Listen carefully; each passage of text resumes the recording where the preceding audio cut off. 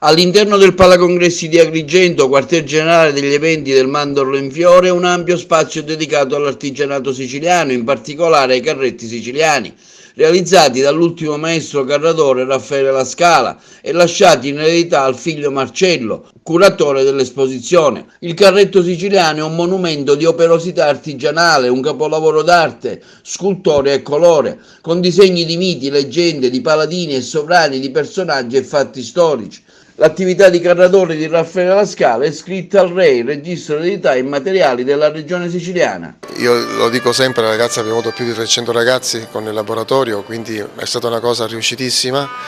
e abbiamo detto proprio ai ragazzi: noi non siamo ambasciatori di quest'arte, di questo mestiere, noi siamo testimoni, e testimoni è molto importante, perché quando spieghiamo quello che c'è dietro un carretto siciliano, oltre a mettere la conoscenza, i saperi, mettiamo anche l'amore e il cuore, per cui il messaggio sicuramente ai ragazzi arriva ed è molto importante. Parlare di queste nostre tradizioni è molto importante, perché senza il passato non ci può essere un futuro, noi questo lo ribadiamo sempre. E quindi alle nuove generazioni il nostro sapere è molto importante e lo ripetiamo,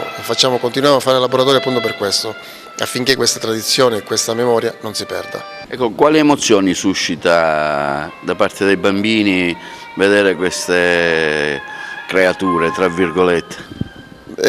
Guarda,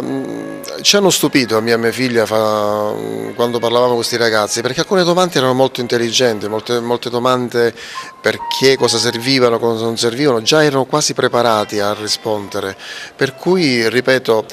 il